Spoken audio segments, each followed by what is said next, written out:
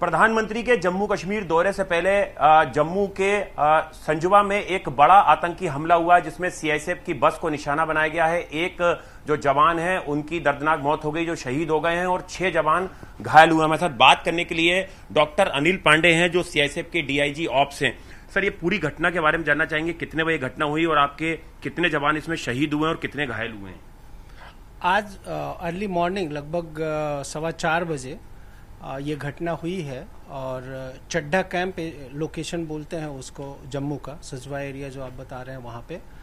और हमारे बल सदस्य जो है वो 2 दिन से एक वहाँ पे सर्च एंड कॉर्डोनिंग ऑपरेशन चल रहा है, सीआरपीएफ का, स्थानीय पुलिस का, और उसके आउटर कॉर्डोन ड्यूटी में सीआईएसएफ की भी तैनाती है। तो आज सुबह जब बल सदस्यों का जो है वो तैनाती परिवर्तन होता है तो लगभग उसी समय वो एग्जैक्टली बस जो है वहाँ पे गई थी उन लोगों को लेने जो ड्यूटी से ऑफ हो रहे थे और जो ड्यूटी पे गए थे उनको लेके। तो उसी समय जो है ये अटैक हुआ है और जिसमें हमारे बल सदस्यों ने जो लगभग 15 की संख्या में थे उन्होंने रिटेलिएट किया और बहुत बहादुरी से इन नापाक इरादों को जो है उसका सामना किया। और आतंकवादी जो लोग हैं, दोनों सदस्य थे, उनको जो है उन्होंने फोर्स किया कि वो अंधेरे का फायदा उठा के पास के जो है आवासीय क्षेत्र में छुप गए, जिसे बाद में सुरक्षा एजेंसियों ने न्यूट्रलाइज किया और दोनों सदस्य मारे गए, आतंकी मारे गए। सर, आपके जो जवान शहीद हुए हैं वो किस रैंक पे थे? एएसआई बताए जा रहे हैं, कहाँ के रहने वाले थे, क्या नाम था? और जो घायल जवान है उनकी किस तरह की हालत है? सर, हमारे कुल 7 लोगों को जो है वो चोटें पहुंची है, जिसमें एक एएसआई एसपी पाटिल नाम है, वो मध्य प्रदेश का रहने वाला है, सतना डिस्ट्रिक्ट का। वो दिवंगत हो गए हैं, हॉस्पिटल में उनकी डेथ हो गई है।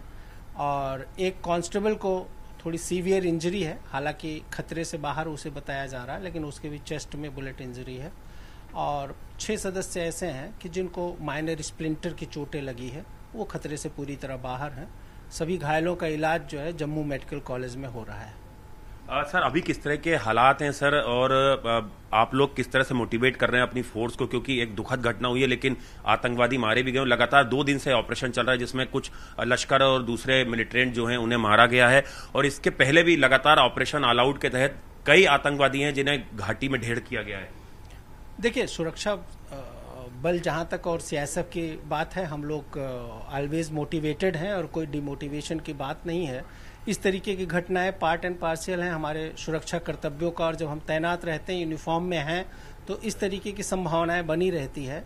लेकिन अब ये हारे हुए लोग हैं, जम्मू कश्मीर में स्थिति जितने अच्छे से सुधरी है, तो इस तरीके को अपनी उपस्थिति दर्ज कराने के लिए इक्का दुक्का घटनाएं करते हैं और करेंगे, उसके लिए हम लोग तैयार हैं। जैसे अभी इसका आज का ये जो घटने को अंजाम दिया गया और दोनों आतंकी मारे गए हैं। इस बारे में बताना चाहेंगे कि लगभग कुछ दिन पहले ही इंटेलिजेंस इनपुट था कि सोर्सेज से पता चला था कि जैसे मोहम्मद के जो है 2 फिदाइन आत्मघाती दस्ते के लोग वो इस तरीके की कार्रवाई करेंगे, और उसी के संबंध में ये सर्च और कोऑर्डिनेशन का कॉर्डोनिंग का जो ऑपरेशन चल रहा था उसका ही हम हिस्सा थे।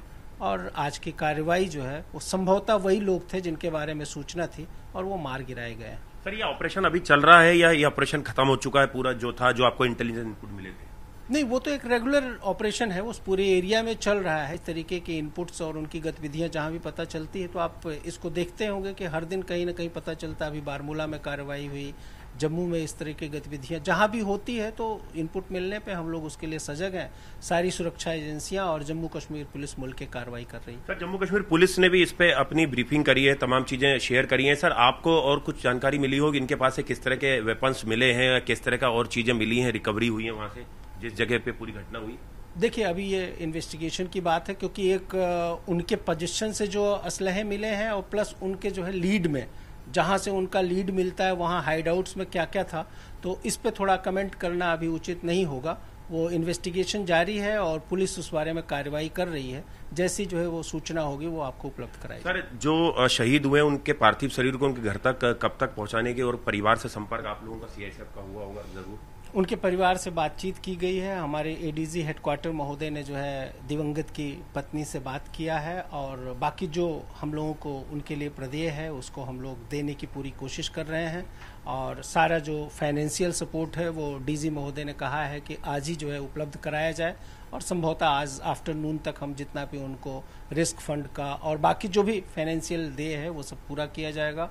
साथ ही साथ हमारी यूनिट वहाँ पे उनको एक सेरेमोनियल गार्ड के साथ दिवंगत आत्मा के अंतिम संस्कार में शामिल होगी और जो फोर्स की कार्रवाई है वो सब करने के लिए डीजी महोदय ने सुबह ही मीटिंग करके और कार्रवाई तय कर दी जिस पे हम लोग काम कर रहे हैं। शुक्र है। तो ये थे डीआईजी ऑफ जो बता रहे हैं कि किस तरह से पूरी घटना हुई है, किस तरह से आतंकवादियों को ढेर किया गया है और जिसमें सीआईएसएफ के जो एक जवान है वो शहीद हो गए जिन्हें अंतिम विदाई भी दी जाएगी पूरे राजकीय सम्मान के साथ और जो 6 सीआईएसएफ के जवान घायल हैं उनका उपचार इस पूरे मामले में किया जा रहा है। लेकिन लगातार इंटेलिजेंस इनपुट थे वो जिसके ऊपर कार्रवाई करते हुए सीआईएसएफ ने ये बड़ी कार्रवाई की है और आतंकवादियों को ढेर किया है। कैमरा पर्सन पंकज गोसाई के साथ आनंद तिवारी, न्यूज 18 इंडिया, दिल्ली।